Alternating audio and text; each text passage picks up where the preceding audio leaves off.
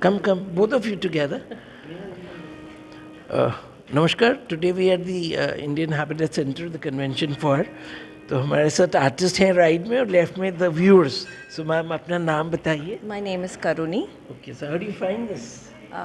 This is very intriguing and very interesting, and I love the splash of colors. It's very, very vibrant, and the depiction is beautifully done. The clarity and the color scheme is really well done. Yeah. You've been to all the seen the rest of the. No, we just you walked in. started. We just walked in. And what do you do, ma'am? क्या करते हैं? I'm an educationalist. All right. Yeah. So where do you teach? I don't teach. I have my own consultancy. All right. Yeah.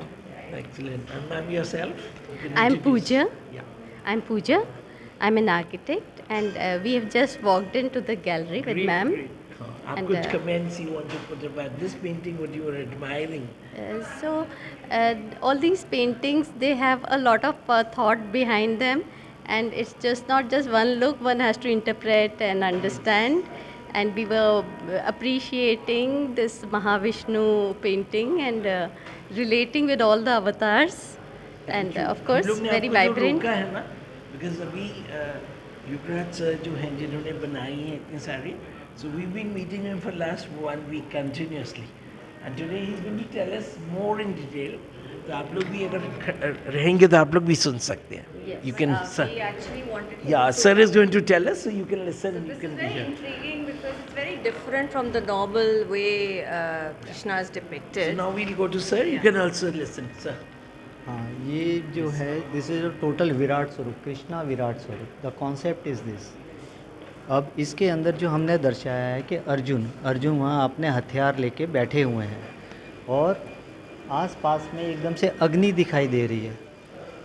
और इसका interpretation ये है कि जो God उनको समझा रहे हैं महाभारत के अंदर कि भाई आपको तो लड़ना है और आपको धर्म के रक्षा करनी है, तभी वो उन्होंने अपने हथियार रख दिया कि भाई जिनको मैं मारूंगा वो भी मेरे अपने, जो बच जाएंगे वो भी मेरे अपने, ये काम मैं नहीं कर सकता. मगर गॉड उनके दिमाग में बात डाल रहे हैं कि जो तुम मारोगे जो भी, वो भी मैं ही हूँ और जो बचेंगे वो भी मैं ही हूँ.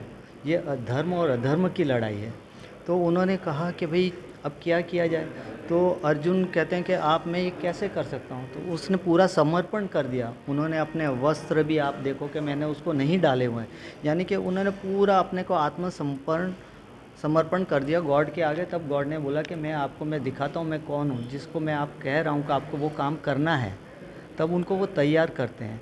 तो कहते हैं कि तुम्हें देखने के लिए मैं दिव्य दृष्टि दूंगा जिससे तुम मुझे देख पाओगे.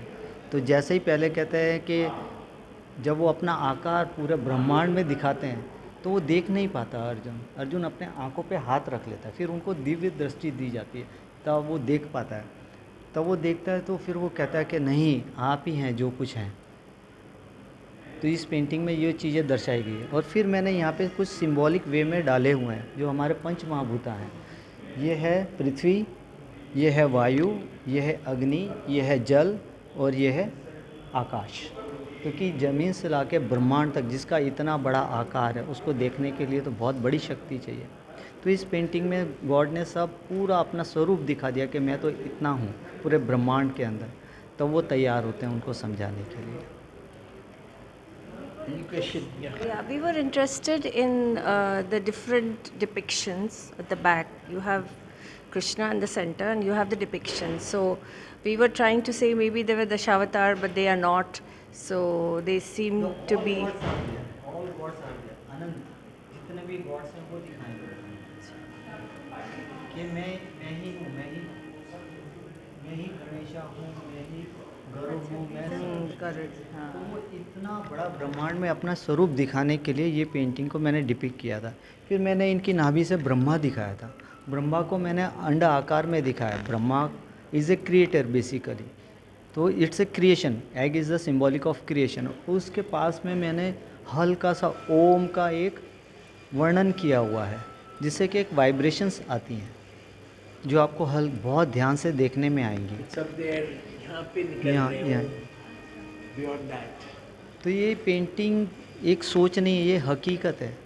जो हम कहते हैं माइथोलॉजी में ये है कि ये सच्ची कहानियाँ हैं जो हमें जो मिला है वो हम आज इसको यहाँ पे पेंटिंग के ज़रिए दर्शा रहे हैं। हाँ, तो इसीलिए आप यदि देखेंगे तो इसके बैकग्राउंड के अंदर कुछ स्पॉट भी हैं, डॉट्स भी है, क्योंकि ब्रह्मांड के अंदर तो इतना बड़ा यूनिवर्स है, तो उसमें थोड़ा सा ग्लिटरिंग इफेक्ट डालने की कोशिश की हुई। तो देखते हैं तो पेंटिंग ऐसा होना चाहिए आपके घर में लगाने के लिए होना चाहिए। क्यों? क्योंकि इससे वाइब्रेशंस आती है, आपके घर का माहौल बदलता है। जैसी पेंटिंग आप लगाएंगे वैसी आपकी सोच बदलते चली जाएगी। तो इसीलिए जो हमारे को पूर्वजों ने हमारे को गॉड गॉडेस के बारे में बताया, तो उसी का मैंने सारा यहाँ पे डिस्प्ले किया हुआ है। Thank you sir. अभी दूसरी पेंटिंग, दोस्तों अभी जो पेंटिंग हम आपको दिखा रहे हैं, दिस इज गॉडेस सरस्वती, जो विद्या की देवी मानी जाती है। तो योगराज जी आप बताएंगे इसकी। इसमें मैंने ये सरस्वती दिखाई है और वीणा बजाते हुए दिखाई हुई है, उसको म्यूज़िक के साथ में बहुत रिलेशन है। मगर कहा जाता है ऐसा है कि सरस्वती का वाहन स्वैन भी है। स्वैन का मीनिंग है एकदम वाइट एंड प्योरिटी, तो वो भी उसका वाहन माना जाता है। मगर मैंने यहाँ पे पीकॉक भी दिखाया हुआ है, क्योंकि वो आर्ट की भी देवी है, तो इसलिए सुंदरता के अंदर तो मोर जैसा कोई है ही नहीं, तो इसलिए मैंने उनको एज ए आर्ट के अंदर उनको दिखाया। अब जैसे म्यूज़िक का वाइब्रेशन होता है, तो इसमें ऐसे कैसे पता चलेगा कि वाइब्रेशन हो रहा है? तो जब कुछ चीज़ की म्यूज़िक का साउंड होता है, तो उसका रिफ्लेक्शन या कुछ उसकी आवाज़ वो मोर के अंदर दिखाई दे रही है। जैसे हल्के हल्के से पंख वो फैलाना शुरू करता है, अपनी बीक ओपन कर लेता है और उसका मूवमेंट शुरू हो जाता है। इसी तरह से हमने इसको सरस्वती में दर्शाया गया है। और एक कहानी इसके ऊपर भी, एक बार नारद जी को किसी ने पूछा कि भाई आपको सरस्वती अच्छी लगती है या लक्ष्मी अच्छी लगती है? तो नारद जी ने जवाब दिया कि लक्ष्मी तो आते हुए अच्छी लगती है और सरस्वती तो जाते हुए अच्छी लगती है, क्योंकि वो विद्या का दान करती है और लक्ष्मी घर में आती है, इस वजह से उसका।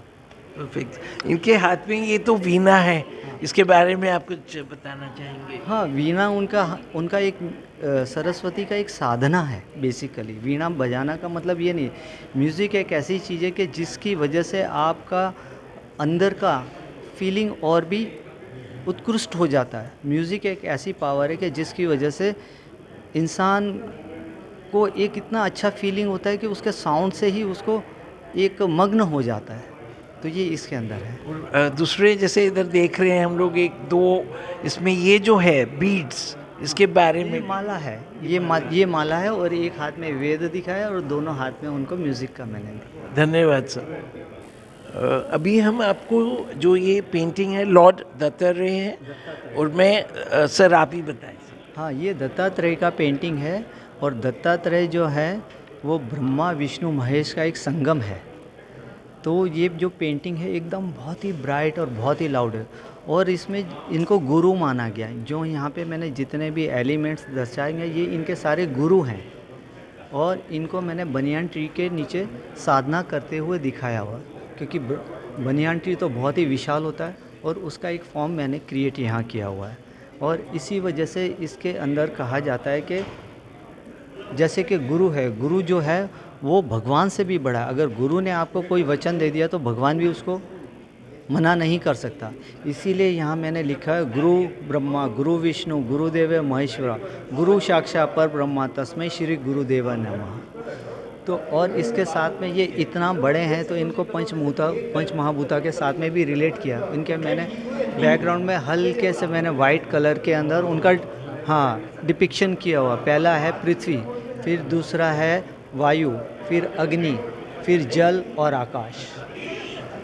ये जैसे देख रहे हैं आपकी योगराज जी की जो पेंटिंग्स हैं, इट्स लाइक सम सिंबॉलिक चीज़ें हैं ये, और जिसमें मतलब इसमें बहुत ज़्यादा आर्टिस्ट जो हैं उनको ज्ञान खाली पेंटिंग में उसमें क्या चीज़ वो डाल रहे हैं, लाइफ, वो सब paintings are coming in life form.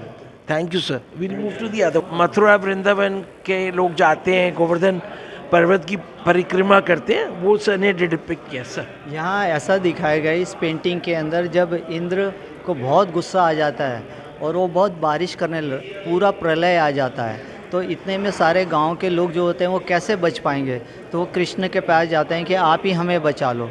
तो कृष्ण गोवर्धन पर्वत को अपनी छोटी उंगली से पर्वत को उठा लेते हैं, और उठाने के बाद में सारे आके उनसे भगवान को प्रार्थना करते हैं कि भाई आपने हमें बचा लिया। और इसी में ये सारा दर्शाया गया कि जैसे जीव जानवर जो भी हैं वो डर भी रहे हैं और भाग भी रहे हैं, और प्रभु के पास आके अपनी रक्षा के लिए गुहार लगा रहे हैं। इस पेंटिंग में ये दिखाया गया है। और यहाँ पे जो बड़ा सुंदर मोर पंख है, हाँ, वो कृष्ण, कृष्ण भगवान जो थे, तो मोर पंख की कोई उसमें कोई सिग्निफिकेंस हाँ एक कुछ हाँ, बोलते हैं तो प्योरिटी? नहीं, प्योरिटी तो नहीं, एक इसके पीछे छोटी सी एक स्टोरी है। एक बार कृष्ण जी को बहुत प्यास लगती है, तो वो एक रण में चले जाते हैं और वहाँ पे देखते हैं कि भाई कहाँ पानी नहीं मिल रहा, तो उनको एक मोर दिखाई देता है। तो मोर कहता है आप मेरे पीछे पीछे आइए। तो वो क्या करता है, उनको एक एक अपना जो मोर का पंख है वो निकाल के डालता चला जाता है, और कृष्ण भगवान उसके पीछे पीछे आते हैं। और फिर जब वो आप पहुँचते उसके सारे पंख ख़त्म हो जाते हैं। तो भगवान कहते हैं कि तुमने मुझे रास्ता दिखाया, यही ये मोर का पंख इतना सुशोभित हो जाएगा जिसको मैं अपने मुकुट में सजाऊंगा। धन्यवाद।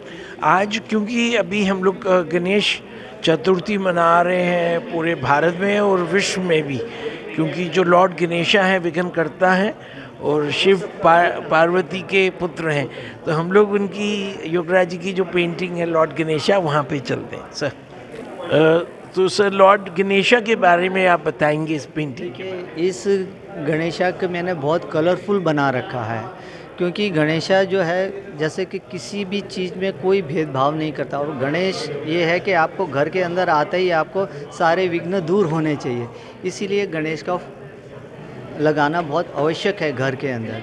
और उससे जब आप कहते हैं, क्योंकि उसके तो बड़े बड़े कान हैं, जो भी आप चीज़ मांगते हैं उसमें आप बात डालते हैं, वो आपको उसको पूरा फुलफ़िल करता है। तो गणेशा की पूजा इसलिए ही की जाती है, और बहुत बड़ा उत्सव इसलिए माना जाता है कि वो कहीं भी किसी रूप में भी आपको आके हेल्प करता है और आपको फुलफ़िल करता है आपके जो भी ड्रीम है। की सूंड जो है गणेश जी की सूंड, उसके बारे में आपने उस दिन बताया था। हाँ, लंबी सूंड है। हाँ, उनकी लंबी सूंड होती है, उनके कान लंबे रखे गए, क्योंकि उसमें जो पावर है, उसमें जो उनकी स्मेल की पावर है और जो उनके कान की जो क्षमता है वो बहुत बड़ी है, क्योंकि दे आर गॉड।